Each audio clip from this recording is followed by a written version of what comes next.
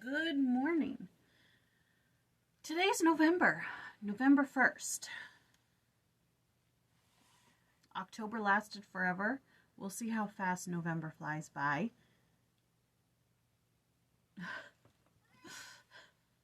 Happy Thanksgiving all. Halloween is over. Thanksgiving is approaching. What's more stressful, Halloween or Thanksgiving? Christmas or Thanksgiving? I think maybe food, because it's all like Christmas presents you can buy whenever leading up to Christmas, but Thanksgiving you got to do it all in one day, sort of. All right, so let's start with a daily reflection on the New Testament. Today is November 1st. Know ye not that ye are the temple of God, and that the Spirit of God dwelleth in you? If any man defile the temple of God, him shall God destroy. For the temple of God is holy, which temple ye are. 1 Corinthians 3:16-17. Just as we would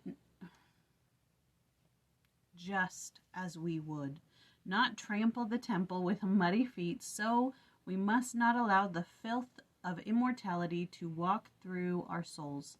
Our bodies are God-given and are meant to house the Spirit of the Lord. We are to keep them clean and modestly attired. We are expected to purify our hearts and keep them undefiled. Nothing threatens the purpose of marriage and family life as severely as infidelity does.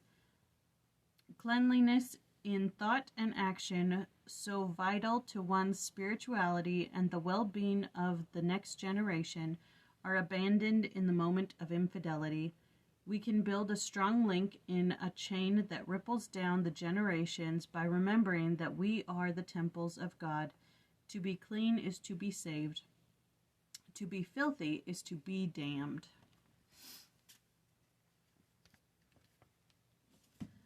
Okay, so today is Hebrews chapter 3, and in this he's talking about Christ again. He's saying Jesus came to suffer death and... Oh, no, that's 2. Focus, Haley. Okay, Christ is the apostle and high priest of our profession. Jesus, being the Son, is more than a servant. Now is the time and the day of our salvation. The verse, again, it was hard to pick a personal statement verse.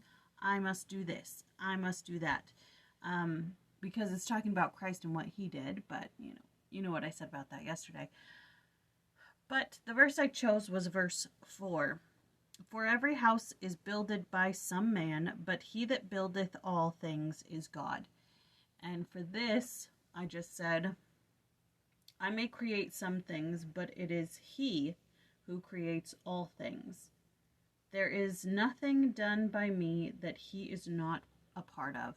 So even though I may create these Advent calendars or these Plan of Salvation books, even though I create them, even though I put them together, he's a part of it. If it wasn't for him, I wouldn't have this talent. If it wasn't for him, I wouldn't have these supplies. If it wasn't for him, I wouldn't have these ideas. There's nothing done by me except for sin. There's nothing created by me that he is not a part of, that he already has created. So that was my personal statement for today. Because I'm getting ready to put the Advent calendars in the consignment shop. I'm going to put them in today. And I want them to sell. I really want them to sell. Making 15 of them, ruining my neck, is not going to be worth it if they don't sell.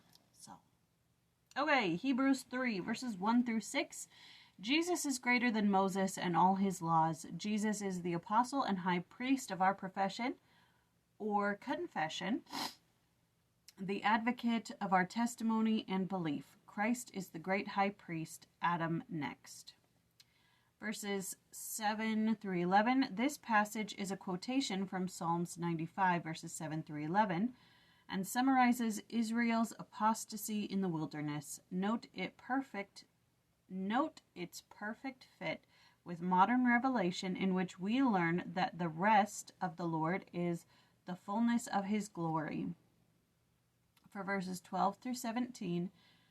These verses contain Paul's counsel to help the Hebrews understand and avoid ancient Israel's difficulties. Verse 15 quotes Psalm 95, 7 through 8. There you go. I have no thoughts on that, really. All right. I will leave you now with a prayer from a diary of prayers. It's a new month. It's November.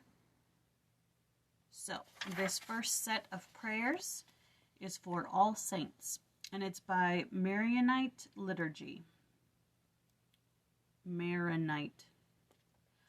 Come in peace, ye prophets of the Spirit, who have prophesied concerning our Redeemer. Come in peace, ye chosen apostles, who have preached the good news of the only begotten. Come in peace, ye martyrs, friends of the heavenly bridegroom. Come in peace, all ye saints, friends of the Son. Offer to him your prayers for us, that he, for whose sake ye travailed, may be merciful to us at your intercession, O ye holy ones. I've talked about this before, about how it seems odd that they pray to saints to intercede for them. It's like, just go to Christ yourself. That's his whole purpose. Come unto me. Don't go to Mary, my mother, and have her talk to me for you. Anyways. All right. That's all for today. That was Hebrews chapter 3, and tomorrow we do chapter 4. Have a great day. Bye.